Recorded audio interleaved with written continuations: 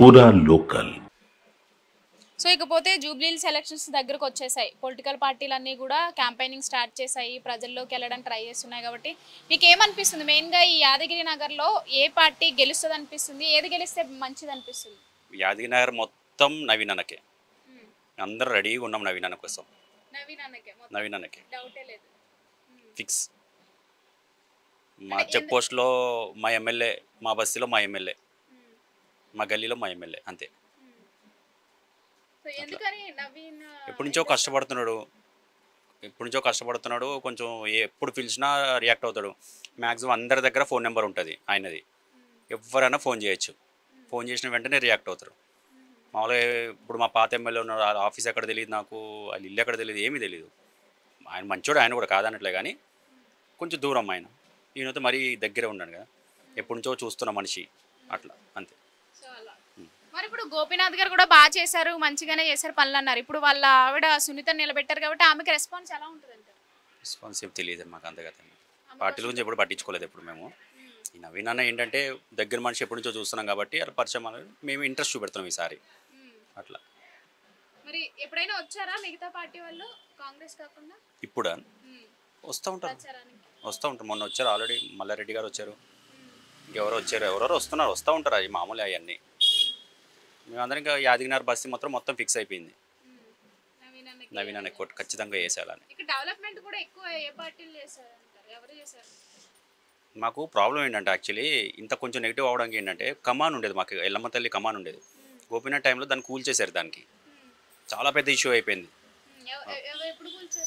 అది ఒక 5-6 years back కూల్చేశారు, చాలా పెద్ద ఇష్యూ అయిపోయింది, మొత్తం గవర్నర్ దాకా వెళ్ళింది ఇష్యూ. అది టీఆర్ఎస్ ఉన్నప్పుడే, దానివల్ల కొంచెం నెగిటివ్ అయ్యారు యాక్చువల్ అందరూ. కానీ ఇప్పుడు మాత్రం అందరూ ఫిక్స్ ఏంటంటే నవీన్ అన్న బస్సులో ఉంటాడు, పిలిస్తే పలుకుతాడు, అందరి దగ్గర. ఇప్పుడు నా దగ్గర కూడా నెంబర్ ఉంది, అందరి దగ్గర నెంబర్ ఉంటుంది ఆయనది, ఫోన్ చేస్తే వెంటనే రియాక్ట్ అవుతాడు. మాకు అదే కాదు కావాల్సింది, అంతే. మరి ఇప్పుడు బీజేపీ కూడా వస్తుంది, మంచిగా ప్రచారాలు అనేవి జోరుగా చేస్తుంది ఈ ప్రాంతంలో. ఈ రోజు కూడా పాదయాత్ర చేయబోతుంది, దాని ఎఫెక్ట్ బీజేపీ పైన ఎలా ఉండబోతుంది అంటారు ఈ ఏరియాలో? బీజేపీ కూడా మంచిది, సెంట్రల్లో బాగుంది, ఇండియా స్ట్రాంగ్ అయింది. సో బీజేపీ వాళ్ళు కూడా ఏమంటున్నారంటే ఇప్పటివరకు కాంగ్రెస్ ప్రభుత్వం వచ్చి చేసింది ఏమీ లేదు, ఇప్పటివరకు బీఆర్ఎస్ ఉన్నది కూడా చేసింది ఏమీ లేదు. సో బీజేపీ వస్తే కనుక సెంట్రల్లో ఎంత స్ట్రాంగ్ ఉందో తెలుసు కదా. సో అదే ఇక్కడ మనకి కేంద్ర మంత్రులు కూడా ఉన్నారు, కిషన్ రెడ్డి వాళ్ళు. సో వాళ్ళ ద్వారా మన జూబ్లీహిల్స్ని అభివృద్ధి చేస్తాము అని చెప్పేసి కూడా అంటున్నారు. ఉండొచ్చేమో, అట్లా కూడా ఉండొచ్చేమో, దాని గురించి అంత ఆలోచించలేము. ఇప్పుడు ప్రెసెంట్ మా ఫోకస్ ఒక ఆయన మీదే ఉంది, అంత ఆలోచించలేదు ఏమి. తెలుసా అసలు బీజేపీ అభ్యర్థి ఎవరు? తెలుసు, లంకల దీపక్ రెడ్డి, ఆయన నెంబర్ కూడా ఉంది, అందరి నెంబర్ ఉంటుంది.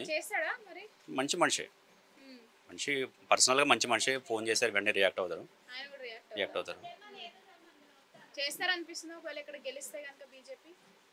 చెప్పలేమండి, వర్క్ ఎవరైనా చేయాల్సిందే ఖచ్చితంగా, గుంజుకొచ్చినా చేయించుకుంటాం.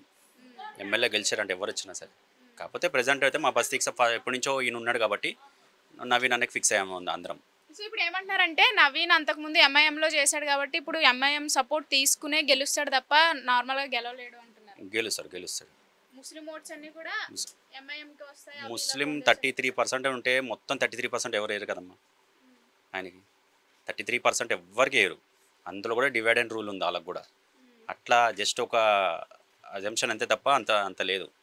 కంప్లీట్ ముస్లిం అంతా నవీన్కే పడుతుందని ఏమి ఉండదు, అందరు ఓట్లు ఖచ్చితంగా మిక్స్ పడతాయి ఖచ్చితంగా నవీన్కి.